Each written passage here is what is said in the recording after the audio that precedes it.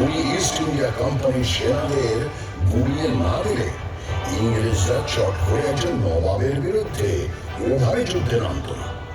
যুদ্ধে নামতো ঠিক, শুধু প্রপার নামগুলো বদলে দিত। ওরা দখল নামিয়ে ছাড়ার জাত নয়।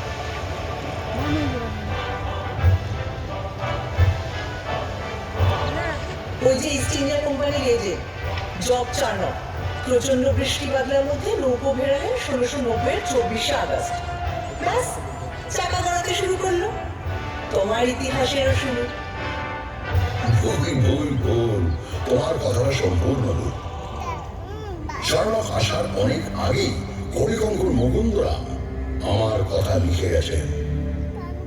তারও আগে 1495-এ বিপ্রদাস পিপিলাইয়ের মনসামঙ্গল কাব্যেও আমি আছি।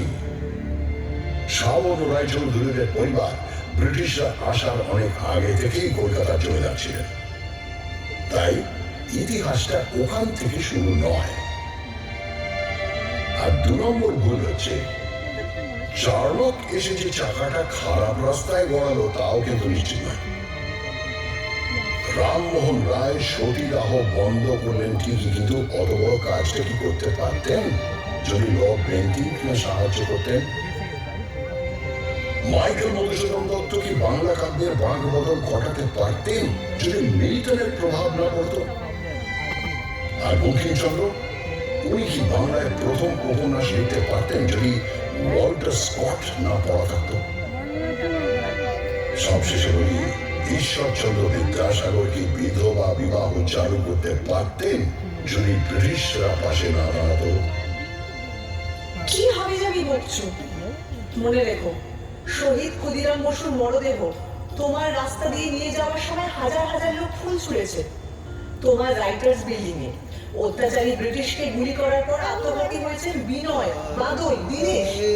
তোমার এক বিখ্যাত ব্যারিস্টার চিত্তরঞ্জন দাস, যার কাপড় কেচে আসতো প্যারিস থেকে, নিজের সব ইউরোপীয় পোশাক পুড়িয়ে দিয়ে খালি ধারণ করেছিলেন। আর তিনি আলিপুর বোমা মামলায় যাকে ছাড়িয়ে এনেছিলেন, সেই অরবিন্দ ঘোষ তো ছিলেন পোয়েট অফ পেট্রিয়টিজম। আরে বাবা, তুমি বিপ্লবী সংগঠন অনুশীলন সমিতির শহর।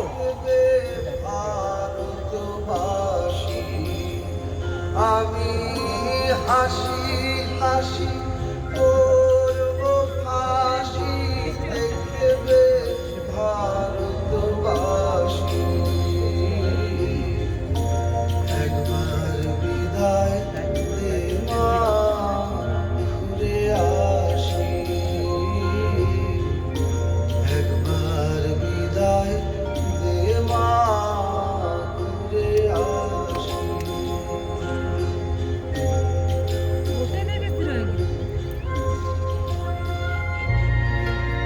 যে মনুমেন্টকে 1828 তৈরি করা হয়েছিল ইস্ট ইন্ডিয়া কোম্পানির 2টো যুদ্ধ জয়ের জন্য, কমান্ডার ডেভিড অক্টনারের স্মরণে 1969 কিনা তার নাম বদলে করে দেওয়া হলো শহীদ মিনার। উৎসর্গ করা হলো ভারতের স্বাধীনতার যুদ্ধের শহীদদের উদ্দেশ্যে। তবে অত রায়ের কিছু নেই, আমি শুধু ভাবছিলাম কি হলে কি হতো।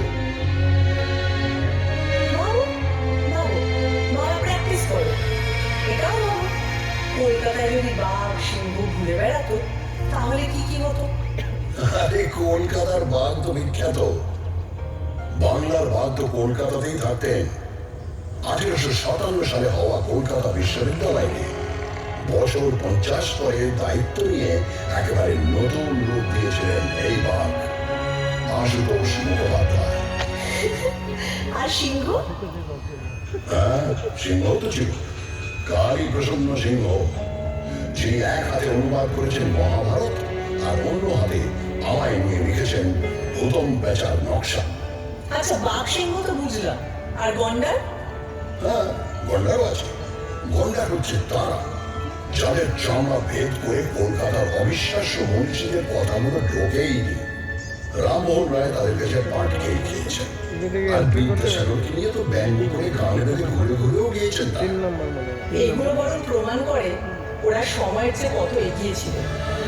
বিবেকানন্দকে শুনতে হয়েছে তিনি নাকি সন্ন্যাসী নন, লেচ্ছ দেশে যান, মাংস খান, অথচ তিনি শিকাগোয় গিয়ে ভারতের জয়ধ্বজা উড়িয়ে এলেন অসামান্য বক্তৃতা। তার গুরু রামকৃষ্ণকে শুনতে হচ্ছে তিনি নিরক্ষর, আর তিনি তার সহজাত বোধ ও ধর্মজ্ঞানের ছটায় চারপাশে জড়ো করে এনেছেন শ্রেষ্ঠ মনীষীদের। তার যত মত তত পথ শুধু ধর্ম নয়, শহর কলকাতার জীবনযাপনেরও দর্শন।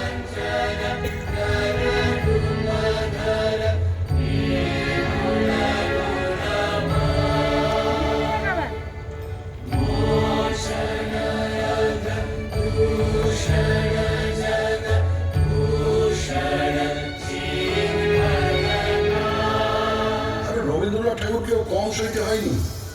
তার লেখা সব নাকি আবছা, আর তিনি শান্তিনিকেতন স্থাপন করেছেন হাবিজাবি উদ্দেশ্য নিয়ে। কিন্তু তার নোবেল প্রাইজ এখনো আমার অহংকারের প্রথম পঙ্ক্তি।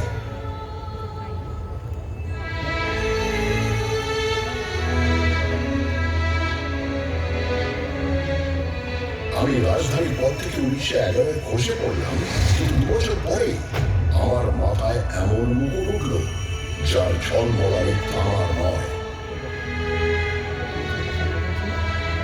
নোবেল কমিটি বলল রবীন্দ্রনাথ ঠাকুরকে প্রাইজ দেওয়া হচ্ছে because of his profoundly sensitive, fresh and beautiful verse. প্রথম ভারতীয় নোবেল পেলেন। সত্যি ভাবা যায় না বলো, একটা শহর থেকে 6 জন নোবেল লরিয়েট এবং 5টা আলাদা ক্ষেত্রে কাজের জন্য। 1902-এ পেয়েছেন রোনাল্ড রস চিকিৎসাবিদ্যার জন্য। 1930-এ ফিজিক্সে নোবেল পেলেন সিভি রমন। 1979-তে মাদার টেরেসা পেলেন নোবেল শান্তি পুরস্কার। 1998-তে পেলেন অমর্ত্য সেন ইকোনমিক্সে। আবারও 2019-এ পেলেন অভিজিৎ বিনায়ক বন্দ্যোপাধ্যায়, এবারও ইকোনমিক্সে।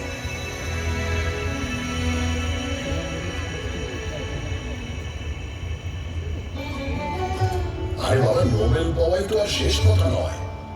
নোবেল পাননি তো কি হয়েছে? আমার আকাশে ঝলঝল করছেন বিজ্ঞানী জগদীশ চন্দ্র বসু, যিনি উদ্ভিদ বিদ্যা থেকে রেডিও আবিষ্কার অব্দি ছড়িয়ে দিয়েছেন নিজের প্রতিভা। আচার্য প্রফুল্ল চন্দ্র রায়, যিনি প্রথম অইউরোপীয় মানুষ যার সম্মানে ইংল্যান্ডের রয়্যাল কেমিক্যাল সোসাইটি তৈরি করেছে কেমিক্যাল ল্যান্ডমার্ক ফলক। তারপর বলি প্রফেসর সত্যেন্দ্রনাথ বসু, যিনি বোস আইনস্টাইন স্ট্যাটিস্টিক্সের পুরোধা, যার নামে বোসন করা। এখানে শেষ নয়, আরো আছে শ্রী প্রশান্ত চন্দ্র মহলানবিশ, যিনি ভারতীয় স্ট্যাটিস্টিক্স চর্চার জনক, প্ল্যানিং কমিশনের অসামান্য কারিগর, যার জন্মদিন এখন ন্যাশনাল স্ট্যাটিস্টিক্স ডে। তাই তুমি থামো তো, এত বিজ্ঞানীদের মেলা বসে গেছে যেখানে, সেটা কিন্তু অবৈজ্ঞানিক হুজুগেরও আঁকড়া। 1857 সাল কলকাতা এলো মরা ফেরার হুজুগ। কে বললো এবছর যত লোক মারা গেছে তারা সবাই কালী পুজোর আগে ফিরে আসে? কেউ বললো না না না না, গত 10 বছরে যত লোক মারা গেছে তারা সবাই 15ই কার্তিক ফিরে আসে। সারা শহরে হইচই পড়ে গেল। প্রচুর লোক অপেক্ষা করতে লাগলো তাদের মৃত আত্মীয়দের জন্য। গানও বাঁধা হলো, মরা মানুষ ফিরে এসেছে, দেখে এলাম রানাঘাটে ভাসতে ভাসতে আসতেছে, গলা সরু পেট মোটা, জল খেয়ে হয়েছে সোনা, ইত্যাদি ইত্যাদি। হ্যাঁ, কিন্তু 1979-এর হুজুগটাও খারাপ নয়। আমেরিকার পাঠানো স্যাটেলাইট স্কাইল্যাব নাকি ভেঙে পড়বে। সবাই ভাবে আকাশের দিকে তাকিয়ে হাঁটে, কেউ কেউ হেলমেট পরে সারাদিন ঘুরত।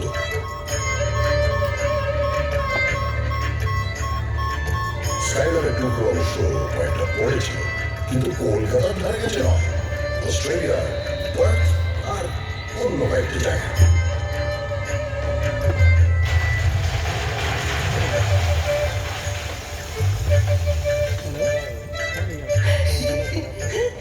আমি বলি কি, সব সেরা হুজুগ হলো গণেশের দুধ খাওয়া। 1995 সালে এক দুপুরে হঠাৎ নাকি গণেশ দুধ খেতে লাগলো। মন্দিরের গণেশ, ক্যালেন্ডারের গণেশ, ঘুলঘুলির গণেশ, কেউ বাদ নেই। পড়ি মরি করে সবাই দুধ নিয়ে ছুটতে লাগলো। এমন মিরাকল থেকে বাদ পড়ে গেলে পুণ্যের কোটায় কম পড়ে যাবে যে। তাদের গায়ে নিশ্চয়ই কেরোসিনের অদৃশ্য ঘুষি পড়েছিল। একটা 17 বছরের অ্যাংলো ছেলে হিন্দু কলেজে ইংরেজি পড়াতে এসে তার ছাত্রদের শেখাচ্ছে তর্ক করো, যাচাই করো, যুক্তিবাদী হও, প্রথাকে চ্যালেঞ্জ করো। আর সেই ছাত্ররা বড় ভালো শিষ্যরা ইয়াং বেঙ্গল হয়ে তখন দিকে দিকে ছড়িয়ে পড়ছে, সমাজ বদলানোর চেষ্টা করছে। এও তো এখানেই হয়েছিল। তারা যেরকম গোড়া ব্রাহ্মণদের ঝাঁকুনি দিয়ে সমাজটাকে শোধরানোর চেষ্টা করত, 70-এর দশকেও একদল ছেলেপুলে নকশাল আন্দোলনের মাধ্যমে সেরকমই একটা ধাক্কা দেওয়ার চেষ্টা করলো। কিন্তু বুলেট আর বোমার প্রতিক্রিয়ায় ভীষণ মারাত্মক। আর তখনকার রাজনীতিও ছিল অনেক বোঝা চলে। রাত্রির যুগে বোমা আর পুলিশের জিপের শব্দ, আর দিনের বেলা গঙ্গা জলে উজ্জ্বল যুবকদের লাশ ভেসে যাওয়া দৃশ্য। তোমার গায়ে অনেক গরম রক্ত চিত্র করেছিল। আদর্শ প্রথা সব হারিয়ে গেছিল নতুন নতুন মুখোশের আড়ালে।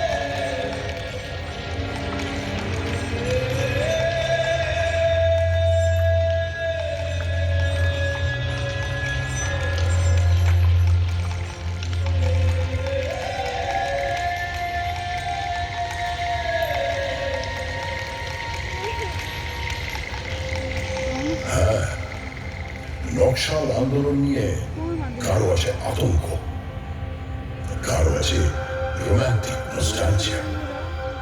চিরে চেয়ারম্যান আমাদের চেয়ারম্যান, এই স্লোগান নিয়ে একটু মুখ টিপে হাসিও আছে।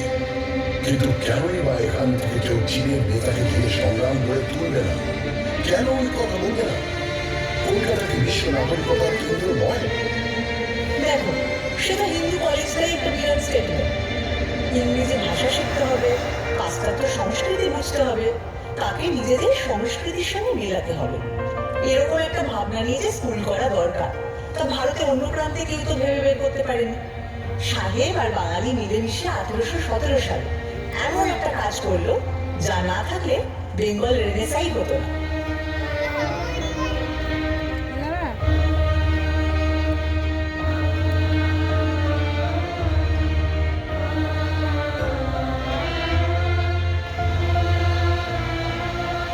রেনেসাঁর কথা ভাবলে সত্যিই দাগ লেগে যায়।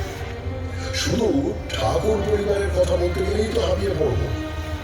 এরা বোধ হয় এক একটা লোকের মধ্যে 10টা করে জিনিয়াস করে দিত। যেমন দ্বিজেন্দ্রনাথ ঠাকুর, তিনি সংস্কৃত থেকে বাংলায় মেঘদূত অনুবাদ করছেন, বাংলায় দর্শন তত্ত্বের বই লিখছেন, আবার বাংলা শর্ট হ্যান্ড উদ্ভাবন করছেন, এমনকি বাক্স বানানো নিয়েও বই লিখছেন। সত্যেন্দ্রনাথ ঠাকুর, তিনি শুধু প্রথম ভারতীয় আইসিএসই নন, ওই যুগে তাঁর বউকে বিলেত নিয়ে গেলেন। এবার বলি জ্যোতিরিন্দ্রনাথ ঠাকুরের কথা। তিনি একাধারে সুরকার, চিত্রকর, নাট্যকার, পরিচালক, এমনকি অভিনেতা। দেবেন্দ্রনাথ ঠাকুর, তিনি তো 3 ঘন্টায় গড়গড়িয়ে ডিকটেশন দিয়ে লিখে ফেললেন ব্রাহ্ম ধর্মের বই। গগনেন্দ্রনাথ অসামান্য চিত্রকর, কার্টুনও আছেন, ছবিতে কিউবিস্ট ভাব আনছেন। আর অমরেন্দ্রনাথ ঠাকুর, তার আঁকা ছবি আর লেখা গল্প, এই দুই বাংলা সংস্কৃতির বিস্ময়।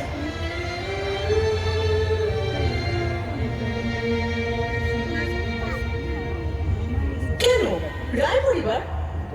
উপেন্দ্র কিশোর রায় চৌধুরী বেহালা বাজাচ্ছেন, আবার বাংলা শিশু সাহিত্যের কাঠামো করে দিচ্ছেন, বাচ্চাদের পত্রিকা বের করছেন, আবার হাফটন প্রিন্টিং এ আশ্চর্য আবিষ্কার করে বিপ্লব এনে দিচ্ছেন। তার ছেলে সুকুমার রায় খেয়াল রসের গদ্যে পদ্যে তাক লাগিয়ে দিচ্ছেন, আবার ননসেন্স ক্লাবে প্লেটো বা তুর্গেনেভ নিয়ে কথাও বলছেন। এরা বোধ হয় প্রাচ্য পাশ্চাত্যের গুণগুলোকে একটা গেলাসে গুলে সকালে উঠেই খেয়ে নিতেন। হ্যাঁ, ঠিক বলেছ। এই মিলিটারিটা আমাদের চিরকাল আছে। 1835-এ মেডিকেল কলেজে তো স্থাপিত হয়, এখানকার লোককে পাশ্চাত্য ডাক্তারি রীতিতে শিক্ষিত করে তোলার জন্য। আবার এ শহরের নৃত্যশিল্পী উদয় শঙ্কর, তিনি তো বিদেশি নর্তকী আনা পাভলোভার সঙ্গে মিলে তাঁর বিখ্যাত রাধাকৃষ্ণ ব্যালেটা তৈরি করেন। আর সুকুমার রায়ের ছেলে সত্যজিৎ রায়, যিনি 1955 পথের পাঁচালী ছবি তৈরি করে একা হাতে ভারতীয় সিনেমায় নিউ ওয়েভ আনেন। তিনি তো স্পষ্টই বলতেন, হলিউডের ছবি না দেখলে তিনি নিজের ছবির ব্যাকরণ তৈরি করতে পারতেন না। অথচ সাহেবরা তাঁর ছবির মধ্যে খুঁজে পেত খাঁটি ভারতীয়ত্ব। এই বিশেষ এই আহরণ হজম করার ক্ষমতা, এ জিনিস আমার মজ্জায়। ঠিক বলেছেন। সত্যজিৎ রায় প্রাচ্য ও পাশ্চাত্যকে সমান মুগ্ধ করেছেন। আর এই জন্যই 1992 সালে তিনি পেলেন লাইফ টাইম অ্যাচিভমেন্ট অস্কার পুরস্কার।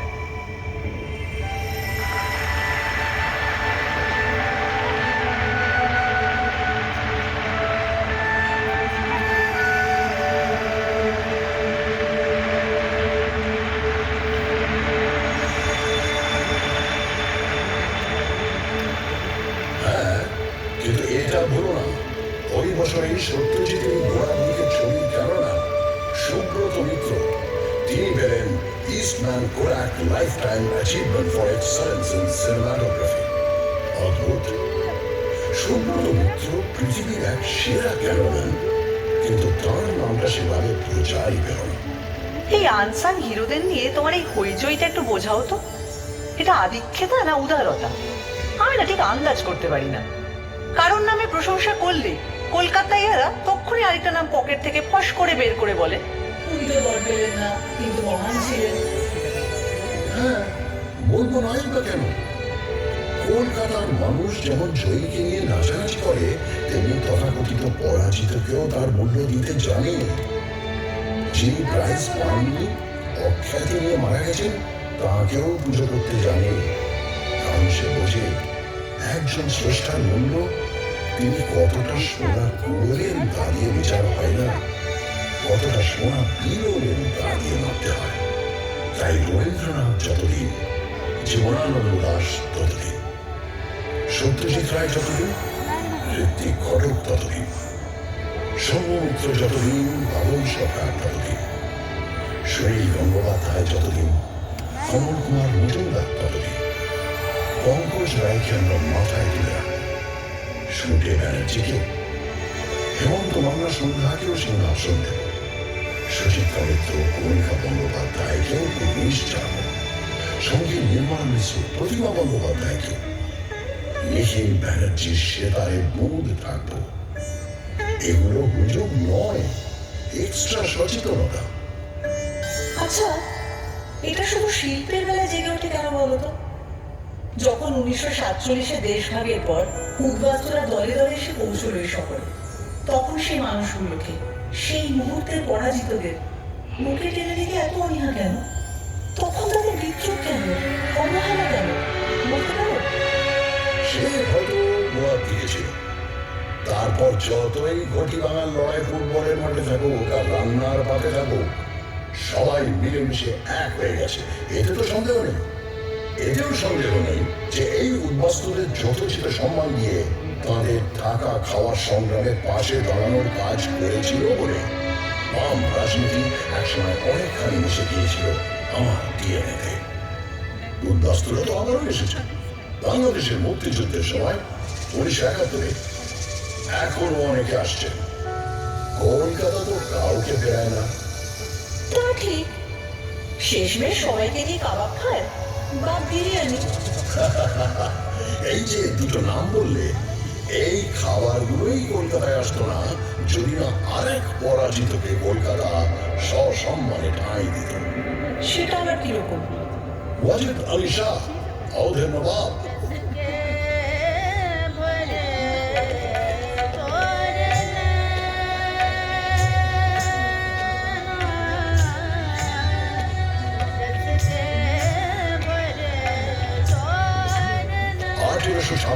তাকে ইংরেজরা বিনা যুদ্ধে সিংহাসনচ্যুত করে নির্বাসনে পাঠালো কলকাতায়।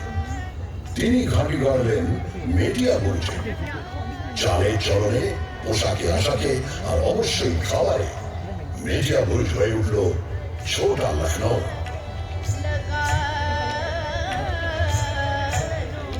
এখানকার গান বাজনা নাচ তো প্রভাবিত হলোই, জিভের কোষ আর বাংলার হাড়ি প্রভাবিত হলো তার চেয়েও বেশি। এখন যে কলকাতার রাস্তার ধারে ধারে কাবাব আর বিরিয়ানির দোকান, তার মূলে ওই অগৌরবের নির্বাসন। জীবনের ধন কিছুই যাবে না খেলা, কলকাতা এটা জানে, এই তার মেলা।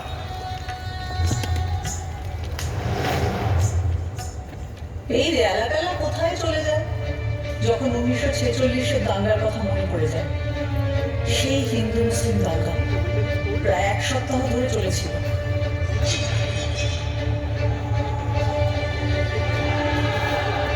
হ্যাঁ, নিশ্চয়ই লজ্জায় মাথা হেঁট হয়ে যায়। তবে সঙ্গে সঙ্গে মনে পড়ে বহু হিন্দু পরিবার মুসলিমদের আশ্রয় দিয়েছিলেন, বহু মুসলিম পরিবার হিন্দুদের বাঁচিয়েছিলেন। কলকাতা সেই স্পিরিটটা নিয়ে এগিয়ে চলেছে।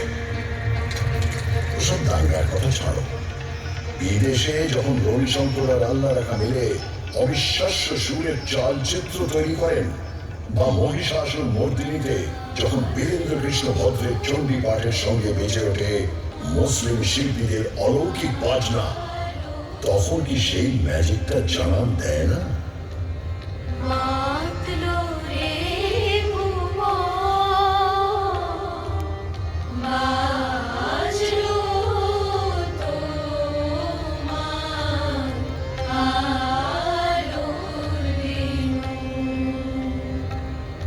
জানো, আমার না মনে পড়ে গেল ম্যাজিশিয়ান পিসি সরকারের কথা। একবার নাকি তার ম্যাজিক দেখে সবাই এসেছে, কিন্তু 10 মিনিট হয়ে গেছে ম্যাজিশিয়ানের আসার নামই নেই। সবাই অস্থির, অধৈর্য। হঠাৎ সবাই শুনতে পেল হিয়ার আই অ্যাম। চমকে তাকিয়ে দেখলো মঞ্চে তিনি বললেন, ঠিক সময় তো এসেছি, ঘড়িটা দেখুন তো। চমকে তাকিয়ে সবাই দেখল ঘড়ির কাঁটা পিছিয়ে গিয়েছে 10 মিনিট। সব ঠিক আছে।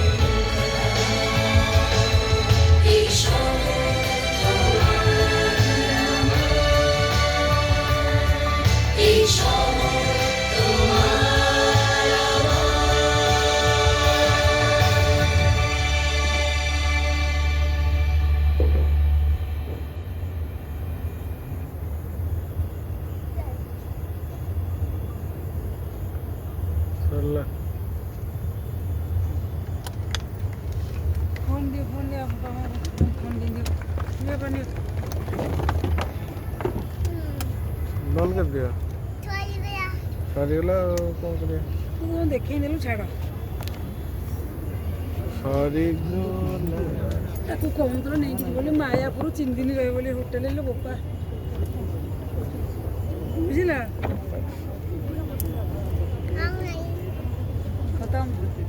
ସବୁ ଲାଇଟ୍ ଦିଆ ହେଇଗଲା। ଏଇ ବଢ଼ିଆ ଦେଖାଯାଉଥିଲା।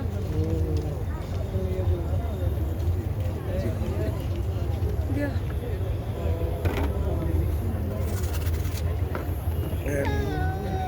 ମୁଣ୍ଡା ଧରି ପକେଇଲ କ'ଣ ହେଲମେଟ୍ ଧରିବ କି କ'ଣ କରିବ?